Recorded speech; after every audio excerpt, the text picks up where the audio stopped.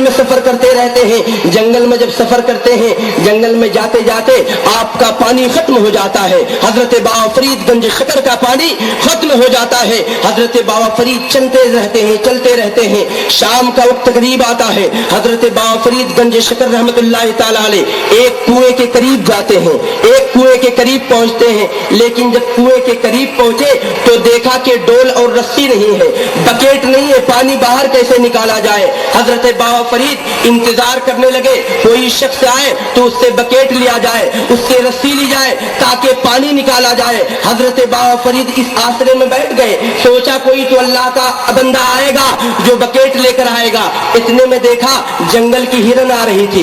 जंगल की हिरनों को देखा और जंगल के हिरनों को देखा तो आई और मुंह लगाई कुएं में, पानी भर गया, पानी कुएं के ऊपर हो गया। अल्लाह अकबर। हजरत बाबा फरीद गंज शकर सोचते हैं, कहते हैं मौला रब्बे जुल जलाल ये क्या माजरा है कि जंगल की हिरनी आए तो पानी पी ले, तू पानी को ऊपर कर दे, और बाबा फरीद आए तो पानी को नीचे कर दे, पानी को नीचे कर दे। आवाज आई, मौला रब्बे जुल जलाल की आवाज आई, आवाज निदा आई, ए बाबा फरीद ये जंगल की हिरनी मुझ पर भरोसा कर ली थी, मुझ पर यकीन कर ली थी, इस वजह से मैंने पानी को ऊपर कर दिया था, क्योंकि उसे तो हाथ नहीं है कि वो डोल से पानी निकाले, उसे तो हाथ नहीं है, अक्ल नहीं है कि वो किसी को बुला कर लाए। वो मुझ पर भरोसा किया, मैंने उसके लिए पानी ऊपर कर दिया। ए बाबा फरीद अगर तू मुझ पर भरोसा करता तो तेरे लिए भी पानी ऊपर आ जाता, लेकिन तुमने क्योंकि बकेट पर भरोसा किया। से पाक याद आ जाती है, हजरत बाबा फरीद गंज शकर को याद आ जाती है। यानी अल्लाह के रसूल ने किसी वक्त फरमाया था कि एक हदीस है, एक दुआ है, जो भी उसे पढ़ लेगा किसी भी मुसीबत में होगा आजाद हो जाएगा, किसी भी परेशानी में होगा उसकी परेशानी दूर हो जाएगी। ऐन टाइम पर हजरत बाबा फरीद को याद आ गई वो हदीस, वो ऐन टाइम पर याद आ गई। यानी देखा कि अल्लाह ताला बाबा फरीद के लिए पानी नीचे ले गया, और जब अल्लाह ले जाए कोई उसे ऊपर नहीं कर सकता है, कोई उसे ऊपर नहीं ला सकता है। हजरत बाबा फरीद गंज शकर को हदीस पाक याद आ गई। हदीस क्या थी? यानी अल्लाह के रसूल ने फरमाया था कि एक हदीस है, जो मुसीबत के वक्त पढ़ लेगा, जो परेशानी के वक्त पढ़ लेगा, अल्लाह ताला उसकी परेशानी और मुसीबत को दूर कर देगा। तो फौरन फरमाया, हजरत बाबा फरीद ने फरमाया, अल्लाहुम्मा अंता खलक़तनी व अंता तहदीनी व अंता तुतिमुनी व अंता तस्कीनी व अंता तुमीतुनी व अंता तुहयीनी। ए मौला रब्बे जुल जलाल, हजरत बाबा फरीद कहते हैं, यानी दुआ का माना ये होता है, ए मौला रब्बे जुल जलाल तू मेरा पैदा करने वाला है, ए मौला रब्बे जुल जलाल तू मुझे रिस्क देने वाला है, तू मुझे पानी पिलाने वाला है, तू जिंदगी देने वाला है, तू ही हयात देने वाला है। फिर बाबा फरीद की इस मुसीबत को दूर कर दे। खुदा की कसम रसूल पाक ने फरमाया था किसी वक्त में कि जो भी इस दुआ को पढ़ेगा कोई भी मुसीबत होगी उसकी वो मुसीबत दूर हो जाएगी। हजरत बाबा फरीद ने जैसे ही पढ़ा, आवाज आई मौला रब्बे जुल जलाल की, निदा आई, ए बाबा फरीद तू अपने हाथ को ऊपर कर और अल्लाह पर भरोसा कर ले, तुझे बकेट की जरूरत नहीं है, तू सिर्फ हाथ सामने कर ले, पानी तेरे मुंह में चला जाएगा, पानी तेरे मुंह में चला जाएगा।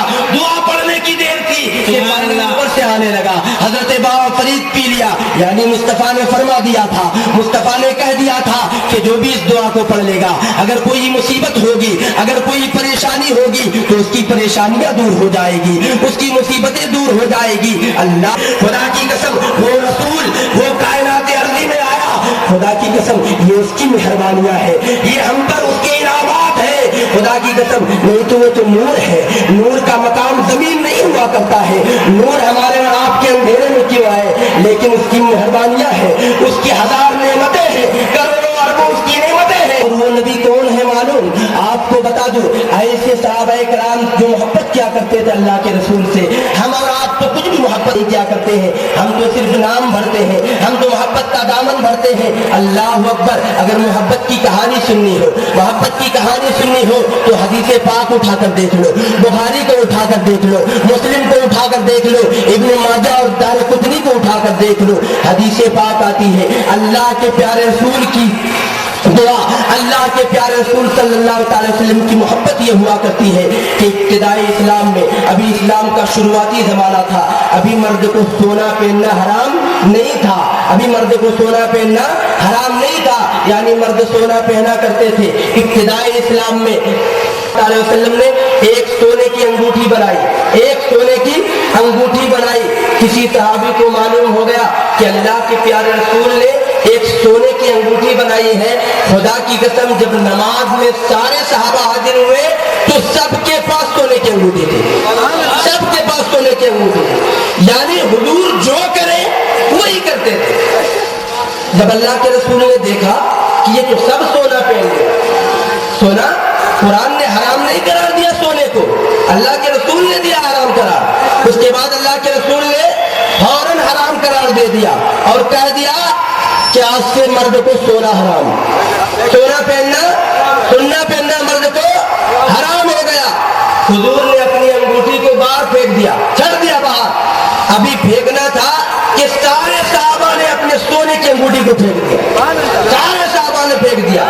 کسی صحابی نے کہا نعرہ تکبیر، عید میلاد النبی، نعرہ تکبیر، نعرہ رسالت، علماء اہل سنت، نعرہ تکبیر، اللہ اکبر، نعرہ تکبیر، نعرہ رسالت، نعرہ رسالت، نعرہ غوث، نعرہ غوث، غوث کا دامن، غوث کا دامن، راجہ کا دامن، راجہ کا دامن، یاجولی کا دامن، یاجولی کا دامن، نعرہ تکبیر۔ بے شک اللہ کے پیارے رسول صلی اللہ تعالی وسلم جو فرما دیا کرتے تھے، خدا کی قسم اللہ کے پیارے رسول کا فرمانا ہوتا تھا اور ان کی نگاہیں محبت ہوا کرتی تھی۔ کتنے مبارک ہوں گے وہ صحابہ، اللہ اکبر۔ حضرت عبداللہ ابن عمر رضی اللہ تعالیٰ عنہ بڑے مشہور صحابی ہیں، ان کی محبت کی داستان تو سنو، ان کی محبت تو دیکھو۔ جب کبھی گلیوں میں چلا کرتے تھے، ایک بار حضرت عبداللہ ابن عمر حضور اکرم صلی اللہ تعالی وسلم اپنے زمانے میں، اپنے دور زمانے میں مکہ اور مدینہ کے درمیان ایک جھاڑ کے پاس جا کر سو جایا کرتے تھے، ایک جھاڑ کے پاس جا کر سو جایا کرتے تھے۔ حضرت عبداللہ ابن عمر، مکہ اور مدینے کے درمیان بڑی دھوپ رہتی تھی۔ حضرت عبداللہ ابن عمر بعد میں حضور کے زمانے کے بعد، حضور کے وصال ظاہری کے بعد، حضرت عبداللہ ابن عمر رضی اللہ تعالیٰ عنہ روز اس دھوپ میں، اس تپش میں اس درخت تک جاتے تھے اور وہاں پر لیٹ جاتے تھے اور چلے آتے تھے، لیٹ جاتے تھے اور چلے آتے تھے۔ کسی نے پوچھا، اے عبداللہ ابن عمر، تم اتنے دھوپ میں مکے اور مدینے کے درمیان اس جھاڑی کے پاس کیوں جاتے ہو؟ اس جھاڑی کے پاس کیوں جاتے ہو؟ کہا عاشقوں سے کیوں مت پوچھا کرو، عاشقوں سے یوں پوچھو، یوں۔ عاشقوں کے پاس کیوں کا جواب نہیں ہوتا ہے۔ میں نے اپنے آقا کو دیکھا تھا کہ اس پیڑ کے پاس آرام کرتے تھے، بس اسی وجہ سے میں بھی جاتا ہوں، آرام کیا کرتا ہوں۔ عبداللہ ابن عمر کی محبت تو دیکھو، خدا کی قسم جہاں پہ حضور لیٹا کرتے تھے، حضرت عبداللہ ابن عمر لوٹا کیوں؟ اس جگہ پہ یار کا مکھڑا لگا ہے، اس جگہ پہ یار کا بدن لگا ہے، اس جگہ پہ محبوب عالم آیا کرتے تھے، جس جگہ پہ نقش قدم دیکھ لیا کرتے تھے۔ راستے میں ایک بار سفر کر رہے تھے، عصر کی نماز پڑھ لیے حضرت عبداللہ ابن عمر ہی، عصر کی نماز ہو گئی، ساری کی ساری حدیث پاک ہے، یہ ساری حدیث پاک سنا رہا ہوں۔ حضرت عبداللہ ابن عمر رضی اللہ تعالیٰ عنہ جاتے رہتے ہیں قافلے کو لے کر، اور راستے میں عصر کی نماز ہو جاتی ہے۔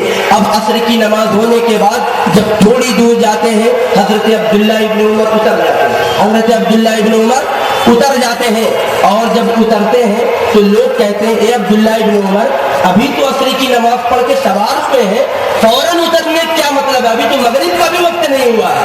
حضرت عبداللہ ابن عمر کو کہتے ہیں مغرب کا بھی وقت نہیں ہوا ہے۔ حضرت عبداللہ ابن عمر فرماتے ہیں، خدا کی قسم قربان جاؤ صحابی رسول پر، حضرت عبداللہ ابن عمر فرماتے ہیں یہ مت پوچھو کہ مغرب کا وقت نہیں ہوا ہے، بلکہ اس جگہ پہ یار جب بھی آتے تھے تو اترا کرتے تھے، یار جب بھی آتے تھے تو اس جگہ پہ بیٹھا کرتے تھے۔